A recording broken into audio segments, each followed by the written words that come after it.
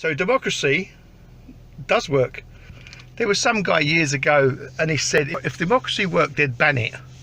Well, it does work, but it doesn't always work in the way you expect or the way you desire. And it's usually the least worst candidate that you go for, not the best, because there's never a best candidate, but there's always a least worst.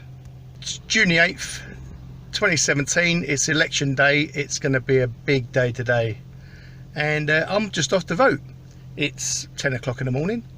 And this is going to be an interesting day, because this day is going to determine Britain's future for the next 20 or 30 years. Not the next 4 or 5 years, the next 20 or 30 years.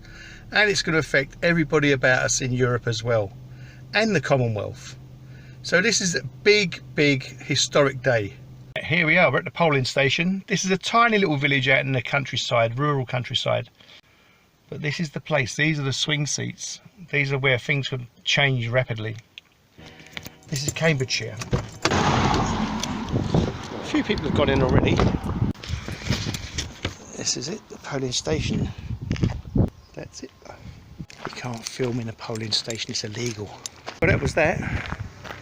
Now it's all up to the public. You hear a lot of talk about people rigging the polls and all that kind of thing.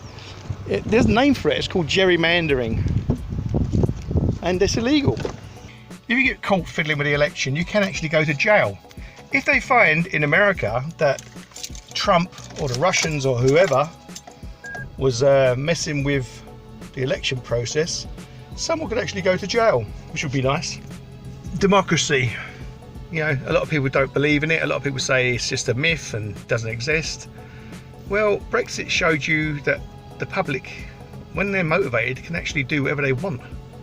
And I think it scared the hell out of all the politicians, because the public didn't react in the way they were supposed to, like a bunch of sheep. Okay, the result was a bit weird. We're not all happy about the result, but the public do have the power if they want. These country seats, these country votes, you would think that all the people that live out here, they're all working class. They'll work on the farms, they'll work in the packaging and, you know, delivery and transportation businesses. They're workers, right? And you would think that they would vote Labour. You would think that, wouldn't you? You would think, oh, of course, they're workers. They work the land, they, you know, work their guts off for minimum wage. And you would think that would be the natural person to vote Labour. But no, there's something about the countryside and the old feudal system. They vote against their own best interests. It's bizarre, it's weird, but it's true. And someone said once that the British are kind of masochistic. They like to be in pain. That sounds a bit bizarre, but I don't believe that for 1 minute. I think the British are very brave, very bold, courageous and all that kind of stuff, and bloody stupid as well at the same time. So you can be courageously stupid.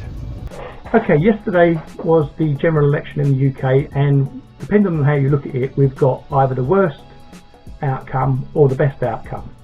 We've got a hung parliament, basically. Theresa May hasn't got a working majority, so the opposition and the incumbent government are very evenly balanced.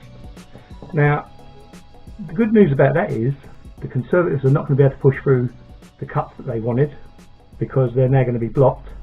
The UK government now is going to have to rely on the Northern Ireland politicians who were elected. Now, in the past, Sinn Féin has always fought the seats in Northern Ireland, but their policy is not to sit in Westminster. So they may have a lot of MPs, but they never turn up. They don't recognise Westminster as an authority. Now, the Ulster Unionists in Northern Ireland, who want to remain part of the UK, are going to turn up. It might be in Sinn Féin's interest to actually turn up. Controversial? Not really. You can't take part in the debate if you're not sitting at the table. That's it. We've got a hung parliament, basically, which means no one has overall control, and Now we should get some sensible debates. We need to get back to the centre ground where we agree what's best for the country, what's best for everybody, and not for that little tiny clique at the top who are taking all the money and leaving the rest of us in the dirt. Okay, so that's it. It's much better than we expected, because now Theresa May looks very weak and wobbly, and she's going into these Brexit negotiations. This is not going to happen.